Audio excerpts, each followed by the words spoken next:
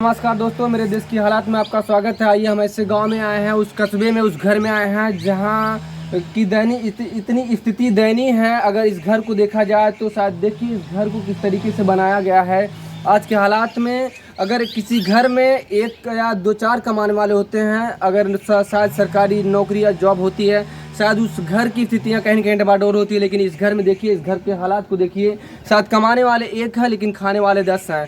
तो वो भी उनके पास बेटे नहीं बेटियां, वही बेटियां उनके बेटे का भी फर्ज निभाती हैं। और इस मुद्दे पे हम बातचीत करने आए हैं इसी घर से, जो शायद गांव में इसका दर्जा शायद उच्च लेवल पे तो नहीं है, लेकिन उतनी बदतर भी नहीं है। और उसी घर से एक बच्चा, एक बेटा उनका इतना होनहार है, जिन्होंने अपनी योग्यता के चलते, अपनी पढ़ाई के चलते, सरकार की जो मुहिम चलती है नवोदय विद्यालय, कहीं न कहीं SC ST और हर एक वर्गों के लिए सुविधाएं उसमें दी जाती है। अगर उस योग्य बच्चा हो तो उसमें दाखिला मिलता है, सारी सुविधाएं निःशुल्क होती हैं। लेकिन इसी घर से, इस गरीब के घर से एक बच्चा, होनहार बच्चा, जो अपने हुनर को लेके, अपनी योग्यता को लेके उस कॉलेज में दाखिला के लिए, नवोदय विद्यालय में दाखिला के लिए और अपने एग्ज़ाम को दिया और क्वालिफाई किया। क्वालिफाई करने के बाद लेकिन उसकी गलती इतनी थी कि उन्होंने घूस नहीं दिया। घूस के लिए उनके पास कॉल आया, आप घूस दीजिए और तब जाके आपका दाखिला होगा। लेकिन घूस के योग्य नहीं है। अगर घूस के योग्य होते शायद उनका मन और उनका मनोबल उस लायक नहीं होता, शायद उससे बेहतर कॉलेज में करा सकते थे। लेकिन सरकारी कॉलेजों का सहारा व्यक्ति वहीं पर लेता है, उस टाइम लेता है जब उसकी घर की स्थिति बहुत बदतर होती है। लेकिन आज हमारे देश की हालात इतनी बदतर है, हर स्थान पे, हर वर्ग में, हर लेवल पर इतनी करप्शन है कि जिस चीज़ को, जिस व्यक्ति को जो सामान, जो सुविधाएं उपलब्ध होना चाहिए, उस उपलब्ध होने के बजाय उन लोगों को दिया जाता है जो उसके कहीं न कहीं पात्र नहीं है। लेकिन देखिए, इस बच्चे से हम बातचीत करते हैं जिन्होंने नवोदय विद्यालय में एग्ज़ाम दिया, क्वालिफाई किया, लेकिन क्वालिफाई करने के बाद भी रिश्वत न देने की वजह से इनका सिलेक्शन उस कॉलेज में नहीं हुआ। आइए दोस्तों, हम इस बच्चे से बात करते हैं। बाबू, आपका नाम क्या हुआ? चाहत। चाहत।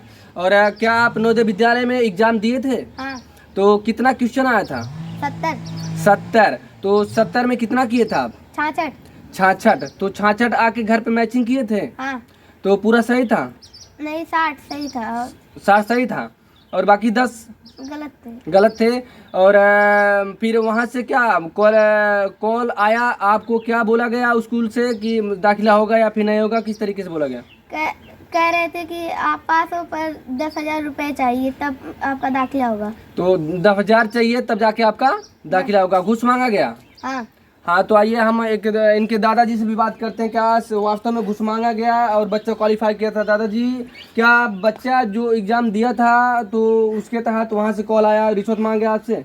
हाँ, 10,000 रुपये मांग रहे हैं। 10,000 मांगे थे। बताइए, देखिए इस घर की हालात, अगर 10,000 देने के योग्य होते तो क्या वही स्कूल, वही कॉलेज था, शायद उससे बेहतर कॉलेज में उनका सिलेक्शन किया जाता, उनकी भी अच्छी परवरिश होती। लेकिन नहीं, इस घर में 5-6 बेटियां हैं और एक बच्चा सबसे छोटा है जो अपने माँ बाप का बहुत लाडला है। और इसके अंदर इतना हुनर है और हुनर को भी जानते हैं और एग्ज़ाम क्वालिफाई कैसे किया और इसके मानसिक स्थिति को जानते हैं और परीक्षाओं को किस तरीके से पास किया और मौखिक सवाल कुछ करते हैं। आइए हम वो भी जानते हैं। बाबू, गिनती कितना तक आता है?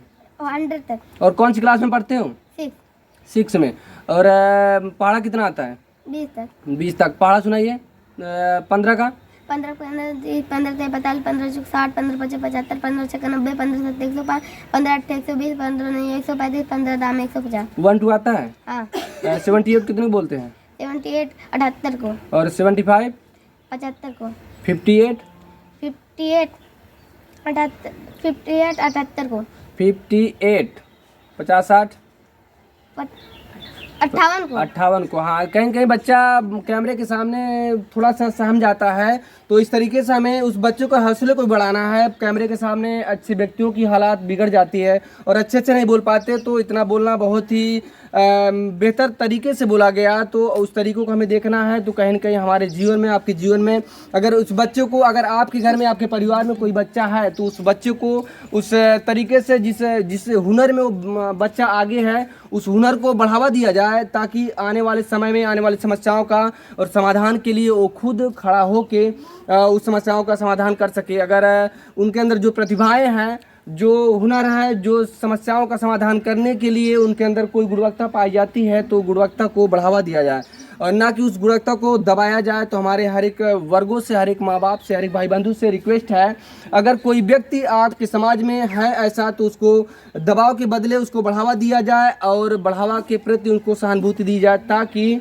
उस बच्चे के अंदर और भी हौसले बढ़े और भी आगे समय से और अपने कार्यों को अपने गांव में, अपने समाज में लड़ने के लिए उसके अंदर सहनशीलता और भावुकता आए, ताकि हर एक पढ़ाई की स्थिति से लेके गांव के लेवल के हर एक स्थितियों को वो अपने अंदर इस तरीके से समेट के रखे ताकि हर समस्याओं का सामना कर सके। तो हम एक बार इस ग्राम प्रधान से और इस ग्रामवासियों से, हर एक जन से निवेदन करते हैं, अपने हकों के लिए लड़ना सीखिए। अगर हम अपने हक के लिए लड़ना नहीं सीखते तो हमारा हक कोई दिलाने वाला नहीं है, जबकि सब जानते हैं कि यहाँ तक कि हमारे ही हक को दूसरा कोई छीन ले जाता है तो दूसरा हमारे हक को कैसे दे सकता है।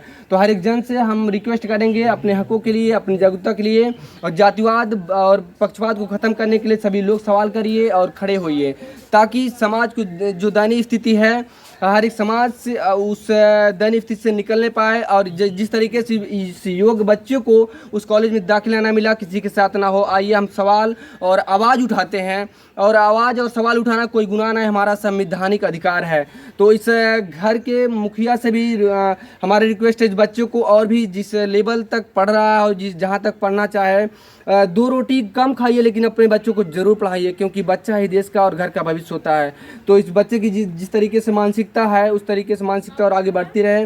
और प्रधान से रिक्वेस्ट है, अगर इस योग्य और पात्रता में आते हैं, कॉलोनी की पात्रता में आते हैं, उनको कॉलोनी भी मुहैया कराया जाए, क्योंकि एक बच्चे और एक परिवार में अगर 1-2 बच्चे रहते हैं तो उनका हालात कहीं बदतर होता है, लेकिन एक बच्चे के घर में, एक परिवार घर में जिसके पास 5-6 बेटियां हैं और इस ज़माने में सिर्फ कमाने वाला एक है, वो भी सरकारी जॉब नहीं, कभी कभी काम मिलता है, रोजगार मिलता है तो हो जाता है, लेकिन इस तरीके से करना है। और प्रधान से हमारी रिक्वेस्ट है, अगर इस पात्रता में आते हैं तो इनको मुहैया जरूर कराया जाए, ताकि आने वाले हमारा समाज, हमारा गांव, हमारा देश कहीं न कहीं विकास करे। अगर इस वर्डों में अगर कहीं न कहीं अगर कुछ त्रुटियां पाई जाती हैं, हमारी रिक्वेस्ट है हर एक जन से, हर एक भाइयों से, अगर वीडियो में कोई भी त्रुटि पाई जाए तो उसको माफ़ करिएगा और आने वाले समय के लिए अपने आप को जागरूक करिए और समाज को जगाइए, ताकि हमारा समाज और हमारा देश आगे बढ़े। और कमेंट सेक्शन में ज़रूर बताइएगा और लाइक शेयर कमेंट जरूर करिएगा। और जिस प्रकार से इस बच्चे को जिसका अधिकार मिलना चाहिए था, जिस कॉलेज का अधिकार मिलना चाहिए था, नहीं मिला, और सिर्फ है इसके चलते कि इसके पास घूस नहीं था। हमारा